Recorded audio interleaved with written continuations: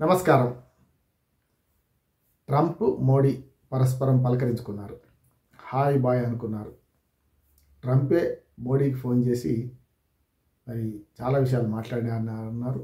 White house సాక్షిగా వచ్చే ఫిబ్రవరిలో వైట్ హౌస్కి భారత ప్రధానమంత్రి నరేంద్ర మోడీ గారు వస్తారని కూడా ట్రంపే వెల్లడించారు. అసలు ఇక్కడ ఏం జరిగింది? మోడీ ట్రంప్కి ఫోన్ చేశారా? ట్రంపే మోడీకి ఫోన్ చేశారా? సమరమా సామరస్యమా? ఈ రెండింటి విషయం మనం మాట్లాడుకుందాం. మొదటగా మోడీయే ట్రంప్కి ఫోన్ చేస్తారనుకున్నారు. కానీ ఆకస్మికంగా ట్రంప్ నుంచి మోడీకి ఫోన్ వచ్చింది. మొదలు శుభాకాంక్షలు తెలిపిన ఫోన్ మోడీ చేశారు. అయితే ట్రంప్కు శుభాకాంక్షలు తెలియజేసుకుంటూ గెలిచిన తర్వాత, కానీ గెలిచి అధికారంలోకి వచ్చి 20 జనవరి 2025 నాడు ప్రమాణ స్వీకారం చేసిన తర్వాత 72 ఎగ్జిక్యూటివ్ ఆర్డర్స్ను, అంటే అంతకుముందు ఉన్న జో బైడెన్ జారీ చేసిన 72 ఎగ్జిక్యూటివ్ ఆర్డర్స్ను రద్దు చేయడమే కాకుండా అనేక కొత్త నిర్ణయాలను ఆయన ప్రకటించారు. అంటే కొత్త నిర్ణయం కాదు, పాతవే. ఎప్పుడైతే ఆయన ఎన్నికలప్పుడు వాగ్దానం చేసిండో, ఎన్నికలప్పుడు తన మేనిఫెస్టోలో పెట్టుకున్నాడో, తాను ప్రచార సభల్లో చెప్పిండు అవే. చేసింది చెప్తాడు, చెప్పింది చేస్తారు అని జరిగింది. ఆ క్రమంలో చూస్తే మనకు ఎప్పుడైతే ట్రంప్ ఆనాడు ఎన్నికల ప్రజాసభలు చెప్పినట్టే, తన ప్రణాళిక ప్రకటించినట్టే ఒక 4-5 నిర్ణయాలు తీసుకున్నాడు. ఒకటేమో జన్మత పౌరసత్వం అక్కడ ఉన్నది, దాన్ని రద్దు చేస్తూ ఎగ్జిక్యూటివ్ ఆర్డర్ ఇష్యూ చేశాడు. అట్లాగే పనామా విషయంలో కానీ, అట్లాగే మనకు వీటిల్లో ఎగ్జిక్యూటివ్ ఆర్డర్స్ లాభం లేదు. ఎందుకంటే విదేశాలకు సంబంధం కనుక గ్రీన్లాండ్ కొనడం కానీ, మెక్సికో వైపు నుంచి వచ్చే దానిలో మరొక ఎగ్జిక్యూటివ్ ఆర్డర్ జారీ చేసింది ఏంటంటే, దక్షిణ అమెరికాలో, అంటే అమెరికాకు దక్షిణంగా ఉన్న మెక్సికో సరిహద్దులలో ఎమర్జెన్సీ విధించారు. అంటే అక్రమ వలసదారులు ఆపాలని చెప్పి. ఇప్పటికీ ఆ ఎగ్జిక్యూటివ్ ఆర్డర్ అమల్లో మొదలైంది.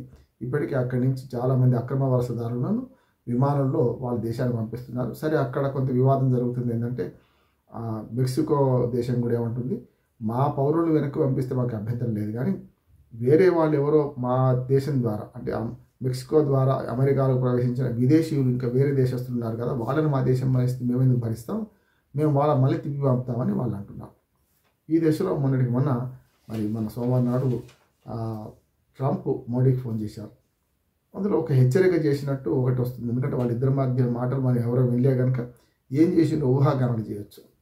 మొదటిది ఏంటంటే, మీ దేశం నుంచి అక్రమ వలసదారులు, అంటే ఇమ్మిగ్రెంట్స్ ఎవరైతే ఉన్నారో వాళ్ళు ఇల్లీగల్ ఇమ్మిగ్రెంట్స్గా ఉన్నవాళ్ళు, చదువు కోసం వచ్చి మళ్ళీ పార్ట్ టైం అక్కడ ఉద్యోగాలు చేసుకుంటున్న వాళ్ళని వెనక్కి పంపిస్తాం, మీరు తీసుకుంటారా లేకుంటే మమ్మల్ని బలవంతంగా పంపించమంటారా అని ఒక హెచ్చరిక చేసినట్టు ఒక వార్త వస్తుంది. అది ఎంతవరకు నిజమో కానీ, 2 దేశాల మధ్య సామరస్య సంబంధాలు ఉంటాయని మేము మాట్లాడుకుంటామని ఫిబ్రవరిలో మోడీని స్వయంగా వైట్ హౌస్కి ఆహ్వానిస్తున్నానని చెప్పి ట్రంప్ సానుకూలంగానే స్పందించాడు. అంటే ఇట్లా హెచ్చరిక చేసిండా, సామరస్యమా సమరమా అంటే సామరస్యమే అనే దాని మీదే ట్రంప్ మాట్లాడిందని మనకు అర్థమవుతుంది.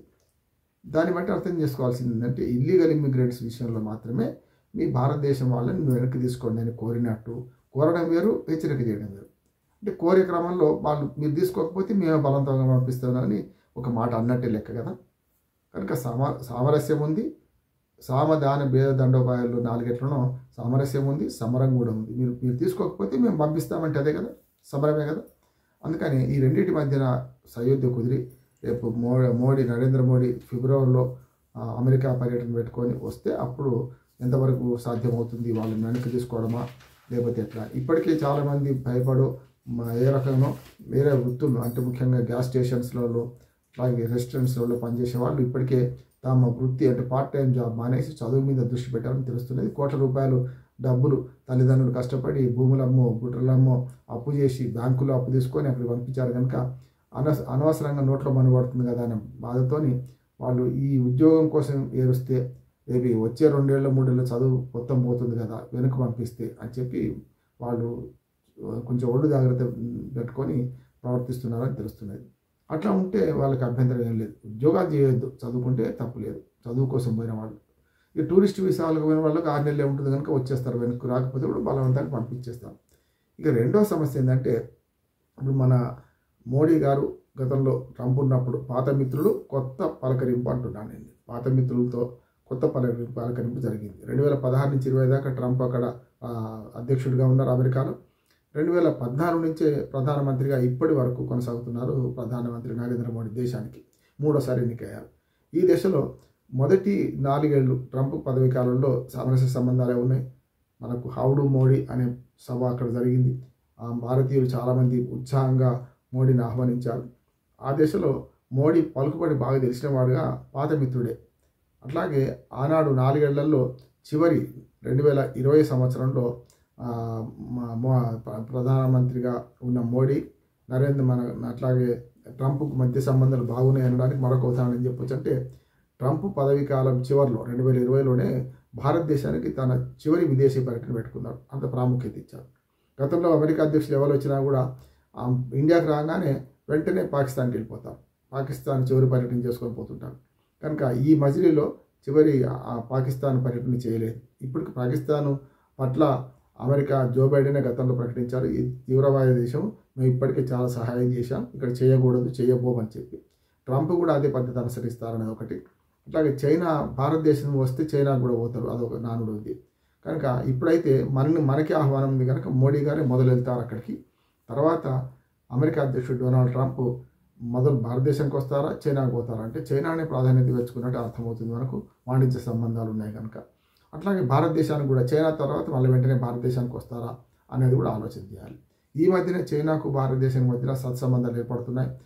ముఖ్యంగా ఉమ్మడి పహార గాయడంతో పాటు మానస్ సరోవర్ కూడా మన విమానాలు అనుమతిస్తామని, టిబెట్కు అనుమతిస్తామని చెప్పి చైనా భారతదేశాల మధ్య సుహృద్భావ సంబంధాలు పెరుగుతున్న క్రమంలో మరి అమెరికా అధ్యక్షుడి డొనాల్డ్ ట్రంప్ ప్రవర్తన ఎట్లా ఉంటుంది అనేది కూడా ఆలోచన చేయాలి.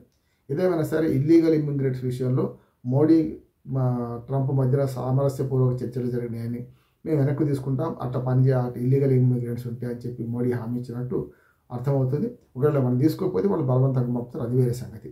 అందుకనే రేపు ఫిబ్రవరిలో నరేంద్ర మోడీ అమెరికా పర్యటనలో అన్ని విషయాలు తెలుస్తాయి. అప్పటిదాకా మనం ఇంకొక 20 రోజులు వేచి చూడాల్సిందే, 15 రోజులు వేచి చూడాల్సిందే. అప్పటిదాకా మనం అనుసరిస్తున్న పద్ధతి ఏదైతే ఉందో, మన నైపుణ్యం వాళ్ళకి అవసరం ఉంది, వాళ్ళ డాలర్లు మనకు అవసరం ఉన్నాయి. కనుక ఉద్యోగాల కోసం పోయేవాళ్ళు లీగల్గా పోయే వాళ్ళకి ఎలాంటి దోకా లేదు. జన్మతా పౌరసత్వం అనే విషయంలో మాత్రమే బర్త్ టూరిజానికి అడ్డుకట్ట పడుతుంది ఖచ్చితంగా. అక్కడికి పోయి ప్రసూతి అయితే అక్కడి పౌరులు అవుతారనే ఇక ఆశ పెట్టుకోవాల్సిన అవసరం లేదు. కానీ దాని మీద కోర్టు స్టేలు ఉన్నాయి.